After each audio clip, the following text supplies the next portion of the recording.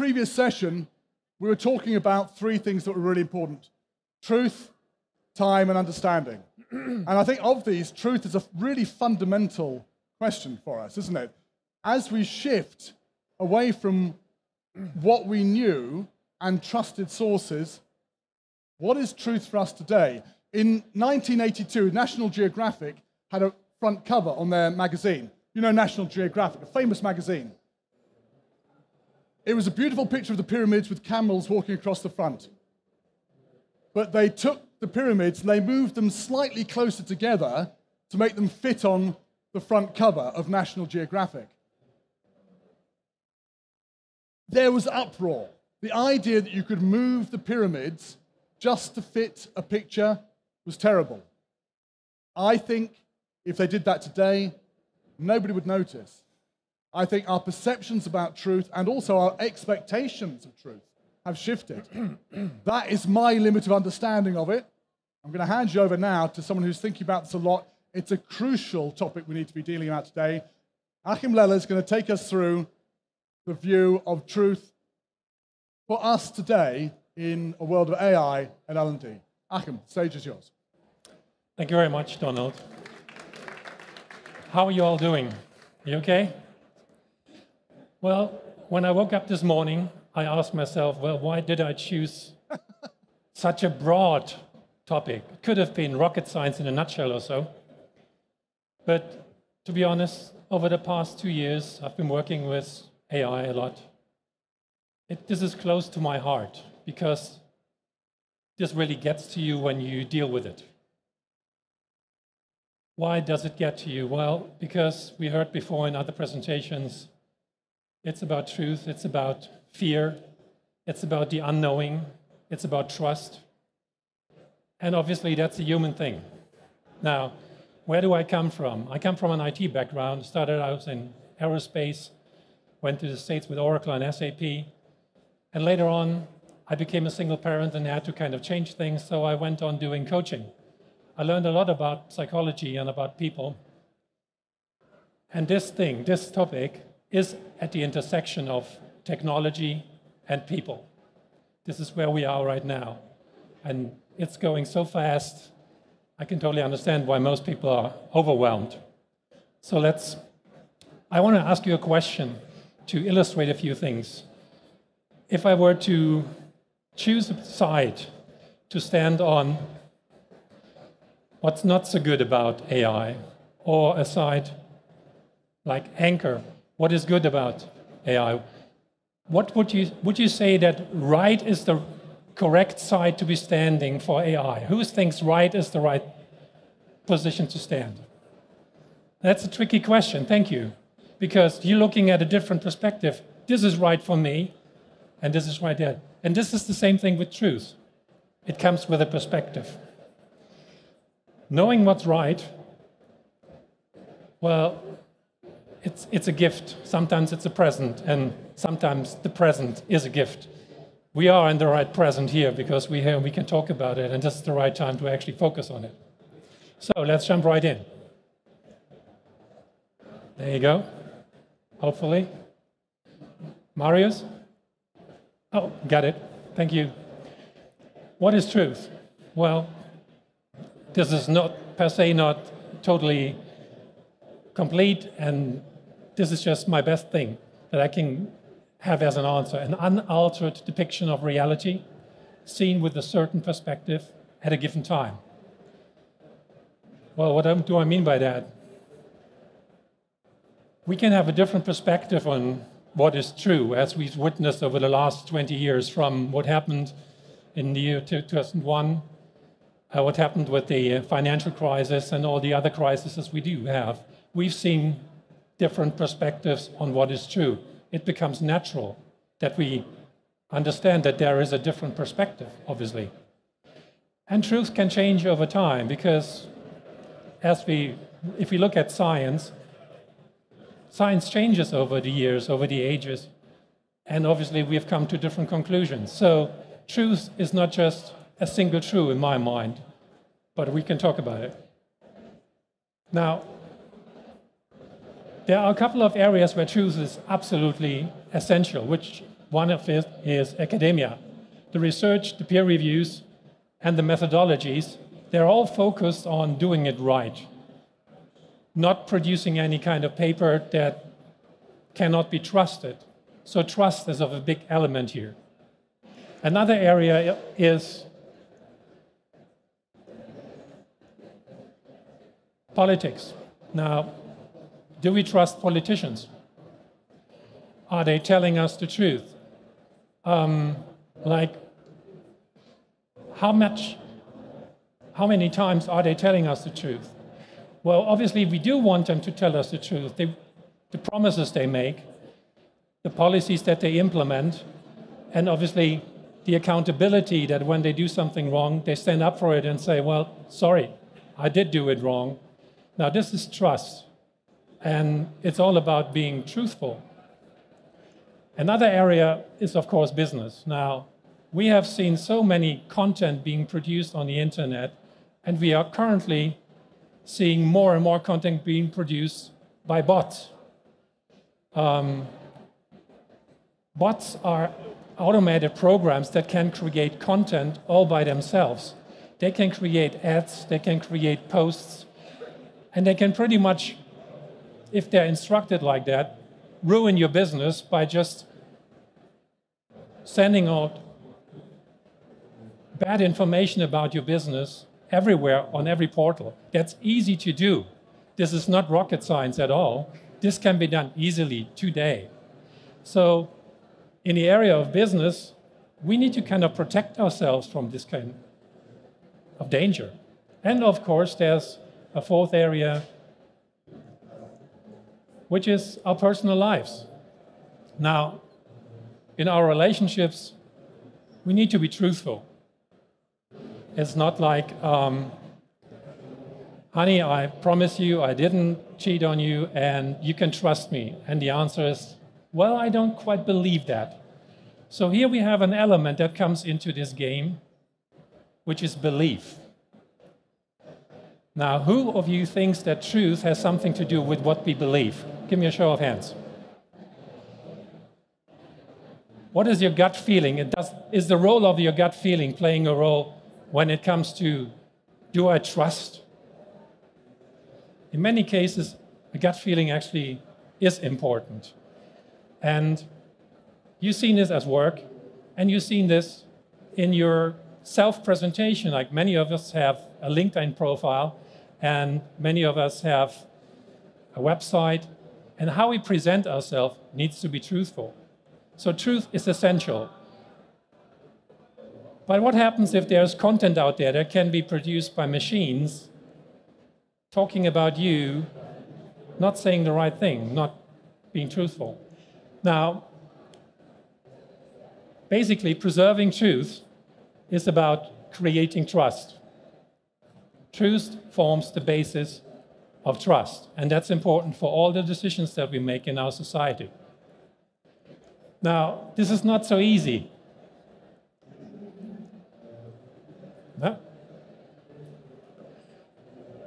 If we look at these elements here, there are a few that I like to pick, not all of them.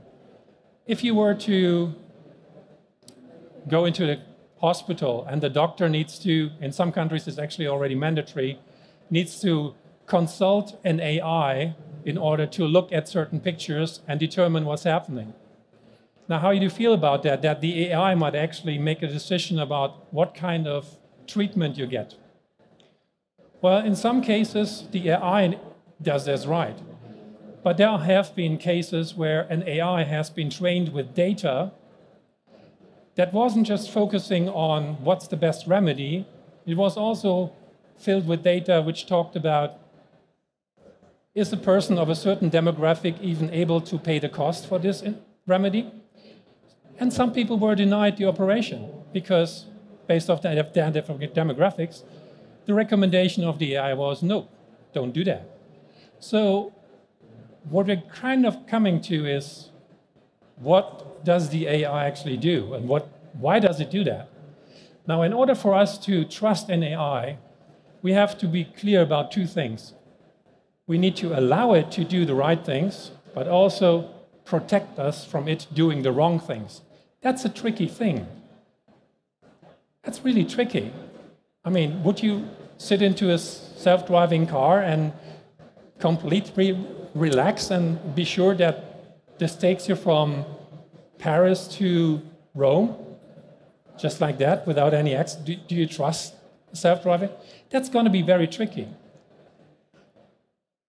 I've come up with a couple of suggestions on how we can start to try and trust AIs. First is understanding, second is transparency, and then there is a confidence in the future ability to deliver on their promise, to provide reliable and reasoned outcomes. Now, understanding is rational. Transparency is also kind of rational.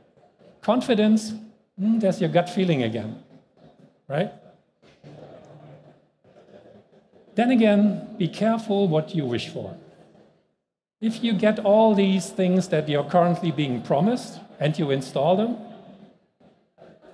you might find out that AI is very good at pretending. Who of you has been using ChatGPT? All of you, almost. Now, who of you feels that ChatGPT can be very creative? It can, yes. And it will make it so easy to promote a certain truth as the only truth that you wouldn't see the difference. It can actually do that. Like we've seen posts and news in many elections. There's one election coming up, and we're going to see a lot of automatically created news and posts. And how will someone know what is still true? Now, bottom line, there will be an erosion of trust. There's a possibility of mass manipulation. And there could essentially be an economic impact. Industries rely on trust, like journalism, any kind of newspaper. They need to be sure that what they put out there is right. The learning technologies community needs to make sure that what they put on as content for their students is right. I mean, I've seen tools, and I work with companies developing that. They take a certain content, they stick it into an AI, and it analyzes the content and generates questions. So they can automatically generate a questionnaire at the end of a learning nugget. So there's a learning part, and at the end they get some questions. What if the content that they feed the AI with isn't right to begin with? They're going to come up with very bad questions, and you fail, potentially. We need to be careful about what we do, and we need to be especially careful about how we train them. Now, in a nutshell, and by the way, all these images, they are AI generated, right? I kind of like it, and sometimes what did the person think when he created this kind of... Anyway, the loss of truth. We see blurring lines, and we see echo chambers, which is, and this goes hand in hand with rapid dissemination. When you're in a certain room on LinkedIn or on Facebook, LinkedIn and Facebook and the AIs in the background, they know what you look for. They know what you are interested in. They know what to feed you. Which means if you focus on a certain piece of content, you're going to be in a chamber that's echoing. You're going to get the same information all the time. And if there's one bad belief that you are following, and you get focused on it, and you search for it, you're going to get proof of this is right, what you're thinking, even if it probably not is. Now, we've seen deepfakes, lots of pictures of nice politicians. In this sense, there's a loss of credibility in a lot of things happening around us everywhere. Now, there's a common misconception about what AI really is, and I think apart from all the high-level promises, it's important to understand where we're going. There's an idea that AI is a huge knowledge database. It isn't. The database has only two things, weights and biases. There's not a single fact being stored, and many people just don't know that, but they trust AI. And I'm going to explain how this is. AI is always fact-based. Well, that's just not true. Again, AI is like a little child, and if you feed a little child a lot of facts, how much of it is it going to remember? And how much is it going to be confused? AI is sentient, which means AI has its own kind of self-awareness. We hear this in many sentences, and the ways phrases are formed is like AI can or AI is, even I do that. Well, AI is not. Basically, it isn't. It's a software that uses a certain database with weights and biases, and you have the power to say, I deploy it or I do not deploy it in a certain way. It is us who make the decision on how we deploy it. It's not an AI that makes decisions on its own. AI is biased. Well, no, it's not. The training data may be biased, and that's why it learns it. And AI is autonomous? Same thing. AI by itself is not autonomous. It's the people that say, yes, let's start this program that does work as a bot and checks a couple of websites, finds a sort of information, and puts it together and places it as a post on LinkedIn. It's not autonomous all by itself. Somebody has to say, go. People have to say, go. It's not the AI that has the responsibility, it's humans. Now, there's this thing about transformers and networks, and I give you a quick introduction, and what I want to do with this is, why do we call it artificial intelligence? Now, if you look at our brain has electrical signals, and if a certain neuron gets a signal from another neuron, there may be an electricity repolarization, which means this neuron changes the state of its polarization, which, when it reaches a certain threshold, gets to an action potential, which releases at the end, if the action potential travels through the axon to the next neuron, it releases a chemical essence, the transmitter. Now, this is kind of the mechanism how the brain neuron works. Very simple put.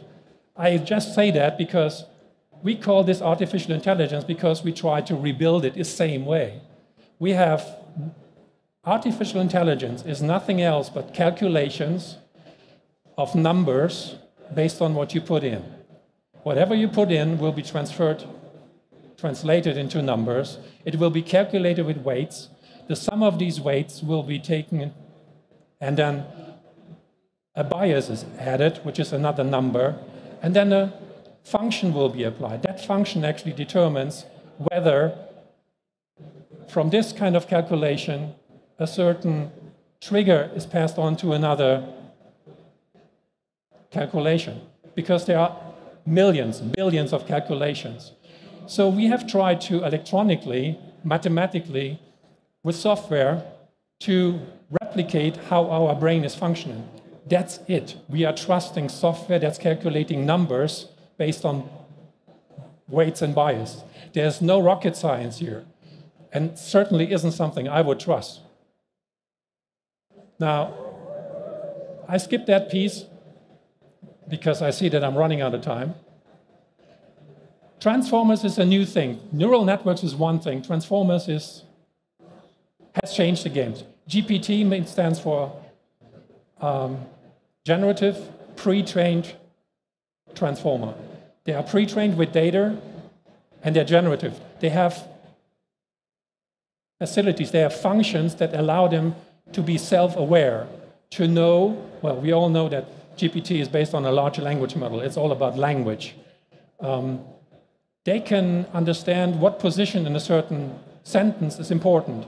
They can be self-aware and understand, well, when I said this first, has that any meaning for the next piece of words that I kind of process? And transformers have given AI one ability. They're now capable of language. Now ask yourself, what in our human history was the greatest invention for humanity to progress, to be capable of becoming who we are. Who would agree that it was language? Think about it. If we hadn't developed language, where would we be? Now, here are a few things to expect for the next months. There will be lots of AI influencers, people that promote AIs and get, of course, a little incentive if they do. Social media will, like, for example, Elon Musk is going forward with X. You will have to pay for it because otherwise it will be too cheap for bots to log in as someone and do something really bad. There will be a lot of synthetic data being used to train AIs. Now, what is synthetic data? Synthetic data is data that has been produced by AIs in order to train new AIs. That doesn't give me a good feeling. There will be real-time text-to-speech. Video deepfakes from a single image. Now, people can take an image from you, and by the end of the year, they can run a complete video. There are technologies available that can... Yeah, okay. All right. So they're saying we're doing this afternoon. Now, I want to come to this slide. Misleading beliefs. Well, some people think this is not such a big deal. Forget about it. Well, the Industrial Revolution and the invention of the steam engine, rockets to the moon, they were all great things. They had one thing not which AI has. AI will bypass our intelligence. It will become much smarter than we are. We will not be able to understand it. And to top it all off, AI will be able to continuously development itself without us telling how it does that and why. Now, no other revolution in our history has done that. That should do something to people when they hear that. I don't know, how do you feel about that? Is that, I mean, this thing has the capability of developing, continue to develop itself. On GitHub, which is a portal where developers place their code when they program something, their software code, 60% of the software code on GitHub has already been developed by AI. That's a lot. Now, we as a species rule. Now, we as a species, we didn't know what a mobile phone was like 10 years ago, and we are augmenting ourselves, and this is going to be the case for the next 10 and continuing years. There will be so much new technology, and nobody wants to be left behind. We're all going to jump on the bandwagon. We're all going to using it, and we're all going to be developing into another kind of human, which is not the same human that we had in 1960 or 1970. Look at how different we are from 30 years ago, how capable we are, and the technologies that are coming up will change our behaviors. Now, regulators will protect us. Yes. They do make laws. And if these laws don't work, like the GDPR, like who of you likes that he's being bugged with a little pop-up whenever he goes to a website that says, please confirm that we have cookies and all this other stuff that you don't like? Who likes that? You like that? You like this? Okay. And there's a good thing in it. There is a good thing in it. But I think the way they went about it wasn't really helpful. They could have done a much better job at it. And when regulators find that they're in a corner, they turn to people that help them. Now, these people have tools. In the future, they will have AI tools. So we are going to combat AI with AI tools. Welcome to this new world. Now, terminators are the treat. No, that should be reading threat. Sorry, terminators are not a treat. And what I mean by that is it's not about terminators. Some people may still think AI is going to be dangerous because there's some Terminator-like kind of danger to humanity. No, it's not. It's the fact that this AI can now talk to us. It can simulate as if it were a human, but it isn't, and we need to kind of accept that. It's a simple database of weights and biases. There is no human behind it. And we can always pull the plug. No, not really. Apple phones, you can't even take off the battery anymore. That's just going to run. It might look like if you switched it off, but are you really sure? I'm not so sure about it. And then again, these software, they are so smart, they can replicate. They can, somewhere in this international network, find a server and a CPU or a GPU where they can just place themselves and run from there. You don't even know where they are. Now, preserving truth. This is the only wisdom that I came up with, because everything else was kind of shattered. Reclaim truth with relativity. Now, there's not just one single truth. We need to accept that. But if we do accept it, we can still live with it. What we should not accept is that there is fake news, truth that we cannot verify. So we need transparency and accountability in order to make sure of that. We need to understand where is this coming from.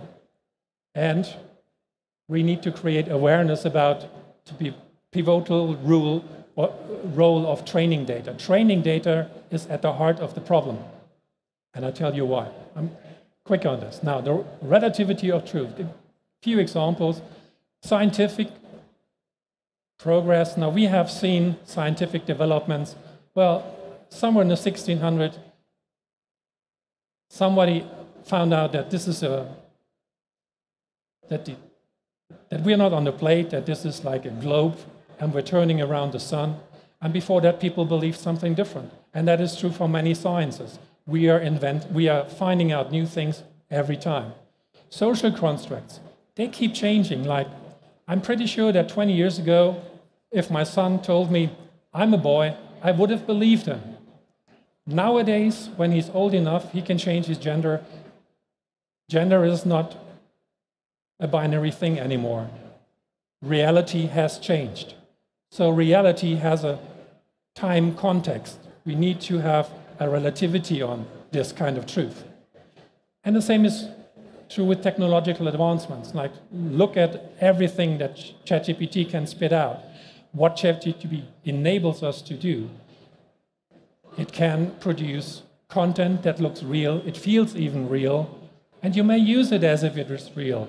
And the next person that you hand it to will use it as well, as if it is real. Technological advancements require us to separate, to discern what is truthful content and what is not. Now, I have just 1 minute, so I'm going to skip 3 slides here. Oh, not this one. The role of learning technologies community. Now, you have a responsibility and there is an opportunity, and that's not an easy position to be in. The responsibility that you have is that whatever you put on the server for people to learn, it just has to be truthful. It has to be right. It has to be something you can stick your head out for. You are responsible for not disinform anybody. The opportunity here is to use AI to be very quick in creating content. But if you have the right mechanisms in place, you might actually do that without harming your responsibility or harming your reputation. It's a two-sided sword, and it's not easy. Now, what you can do to start with? A truth preservation strategy assessment. This is what I suggest. I'm a management consultant. This is what I work with. A customized assessment that identifies vulnerabilities, comes up with an intervention plan, and it does organizational change management for AI deployment, which is very important. Because if you work in a large organizations, it's not just enough if the IT geeks know about this. Everybody needs to know about that. And of course, there's training and education. Now, if you do this right, there will be a couple of benefits. Enhanced organizational adaptability to using AI. Improved alignment with business goals. Well, your business goals from your top leadership can be followed if things don't go wrong. And if your leadership trusts in what you do with your AI system, you can have much better autonomy in what you're doing, if I put it that way. Optimized resource utilization, of course. You can use AI actually to mitigate risks and challenges. And the benefit of doing a survey would, of course, be to prove that you're doing it right. Now, you can use AI to help you with all of that. But then again, do it right. Enhanced employee engagement, stakeholder confidence. And at the final end, and this is the thing you need to take away from this. Every company here is playing in a market where they want to have a bigger share. We all want to sell products. This is about, in the end, competitive advantage. If you get this right, there is a competitive advantage for you. And as people in the learning technologies communities, you help, you enable the people by doing the right thing, by becoming more competitive for your company. And you do that in your own way, by teaching them, by letting them learn from the right sources, by helping them also to use AI, but do it truthfully. Now, this would be my wisdom for this topic of truth. I thank you for that. And I don't have a booth here. I will be around for a minutes, but if you want to get in contact, these are my contact details. Thank you very much.